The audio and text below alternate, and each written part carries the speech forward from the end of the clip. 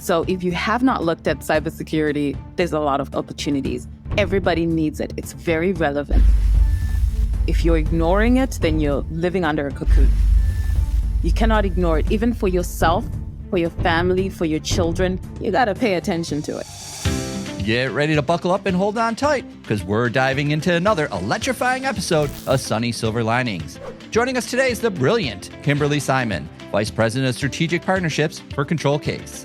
Kimberly is a bona fide expert in the world of cybersecurity compliance, and she's here to share her insider knowledge with all of you. That's right, we're talking about insider secrets to boosting your MSP cybersecurity maturity and so much more.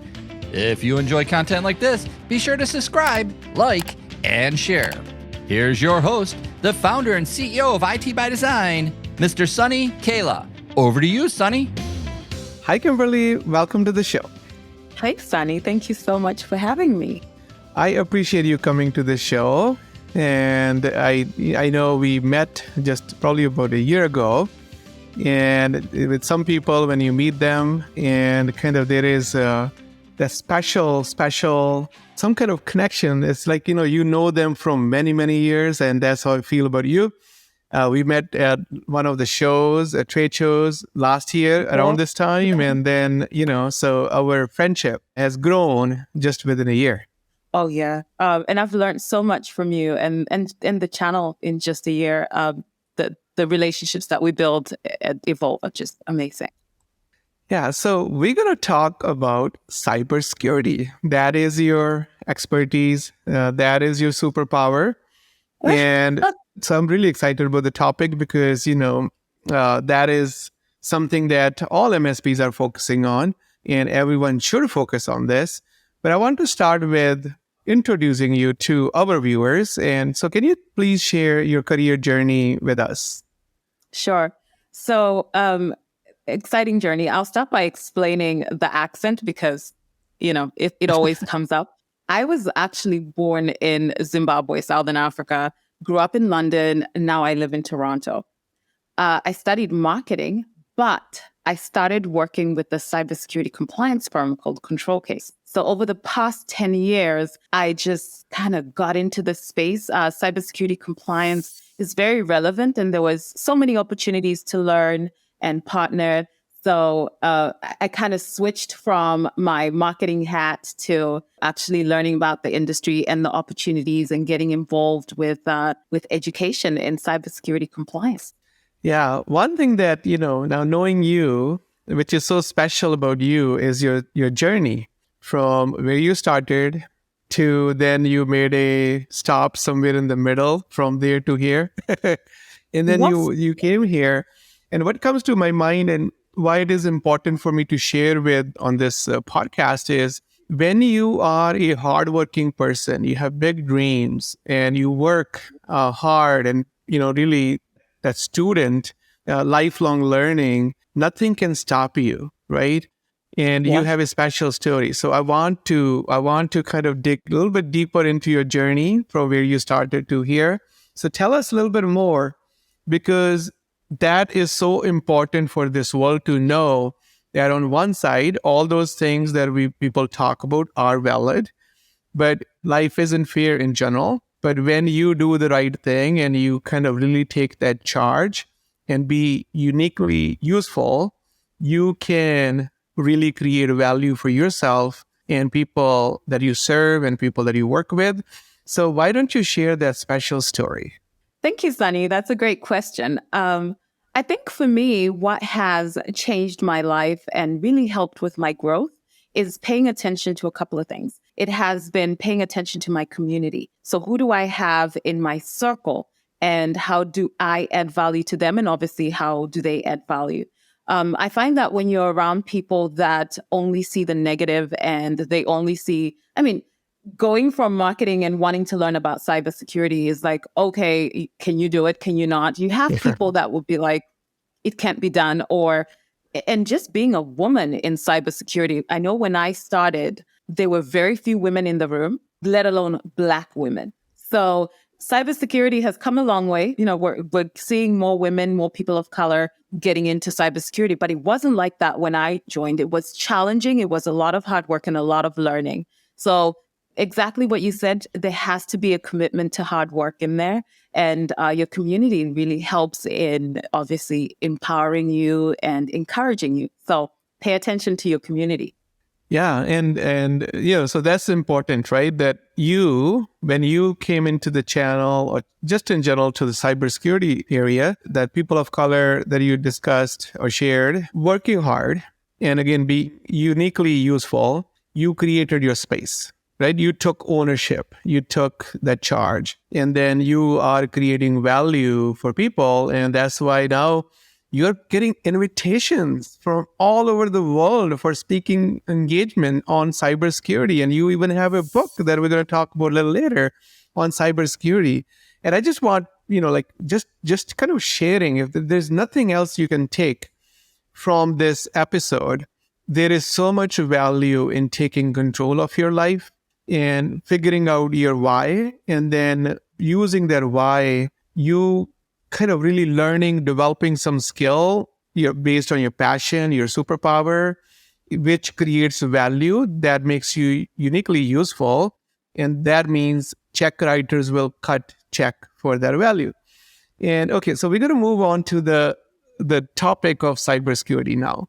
So in this journey that you had within cybersecurity, what are your greatest lessons that you have learned? First of all, there is a lot of opportunities. So if you have not looked at cybersecurity, there's a lot of opportunities. Everybody needs it. It's very relevant. If you're ignoring it, then you're living under a cocoon. You cannot ignore it, even for yourself, for your family, for your children.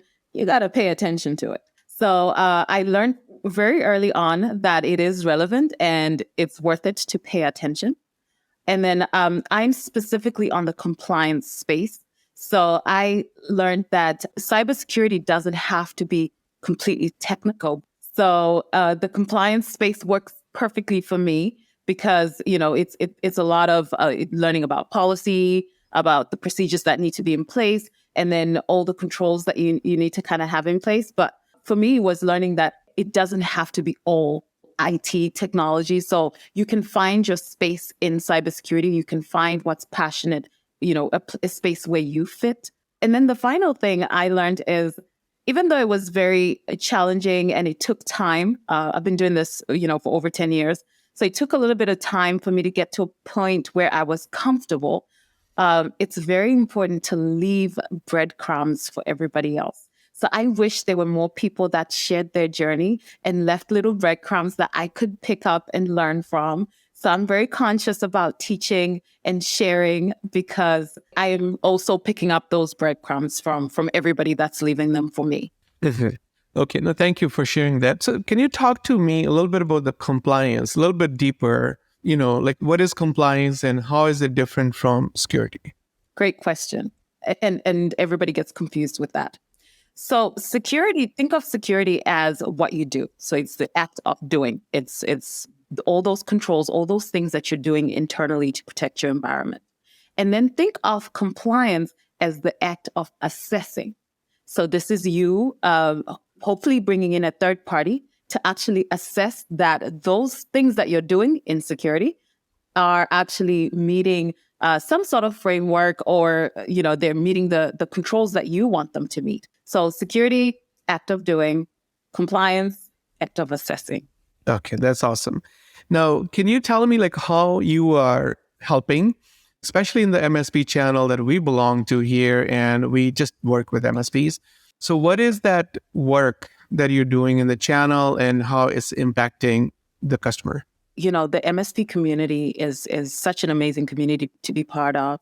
I find that there's a lot of knowledge sharing and friendships and support that people share here. So I'm excited to be a part of this community now. How we're working with MSPs is in two ways. First of all, MSPs have requirements for cybersecurity compliance from their customers. And if your clients haven't brought it up, they will at some point, because why wouldn't they want to make sure that all this information that they're sharing about their business is being kept secure? And how do you do that? You ask if somebody has had a cybersecurity compliance program, and it's even better if a third party has assessed it and made sure that it's implemented and working. So we're an assessor company that comes in and assesses them.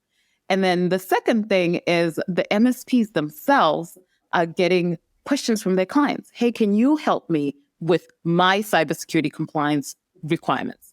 So we're empowering and educating MSPs on how they can offer cybersecurity compliance readiness, remediation services, and then partner with Control Case for the assessment part. Yeah. Okay. So that's what we're doing. No, thank you. Thank you. And I hear great things from some of our common MSP partners, our friends, where you're doing some work for them and you guys are doing great work. Now, not only that you're doing this work in the channel, you are also now an author of a cybersecurity book. So can you talk to us a little bit about your book, what it is all about? Thank you. Yeah. The book was an idea I actually got after speaking to so many MSPs. I started to find that the questions I was answering were exactly the same. So everybody had kind of like the same questions that, what is this cybersecurity compliance thing? Why should I do it? And how do I communicate to my client that they need it? So I was like, okay, I'm going to put it in a book because I keep saying it over and over again. So I worked on my book, Case for Investing in Cybersecurity Compliance. And the idea behind the book is it explains what compliance is, why it should be an investment that you, the MSP, makes, and obviously why your client would be interested in making an investment themselves. So yeah, the book has been great. It saves me a lot of repetition. That's so awesome. So before people ask me, and I have to give them my copy of the book, which is on the shelf behind me. Where can people find this book other than my office? I'll send you a box so that people can just order from you. But it is on Amazon. And if you are in Canada, then it's in Indigo bookstores here. Okay, so Indigo bookstores in Canada. And Amazon in US. Is it available in UK or Australia? It's all over the world. So UK, Australia, MSPs, where would they go? They would go to the Amazon as well. So MSPs in the UK can get it from Amazon as well. Okay. Only Canadians cannot get it from Amazon, huh? Oh, well, they can. But, if you reach out and you would prefer a signed copy, I will post it to you. So yeah, get my details from Sunny. It's all about building a network and learning from each other. If I know it and it's in my head, I will freely share it. And I take the same lessons from everybody else. Yeah, so we'll share your information, Kimberly, on when we publish this. And if you do need a signed copy from Kimberly, she just offered it's a signed copy. And you can leave a comment on this post, and we will monitor that, and we will reach out to you to give you this book. And thank you, Kimberly, so much for coming here. I truly appreciate your friendship, your partnership. You're doing some amazing work as an individual, not only, serving with the book. I know you're involved with your local communities. Last time I was in Toronto, you were about to go serve a local community there, and then the channel community. So a lot of impact, and stay blessed and continue to make that impact. And I appreciate you. Thank you so much. Thank you so much. I appreciate you too. Thanks for having me. Thank you for watching Sunny's Silver Linings. Don't forget to like, share, and subscribe. See you next time.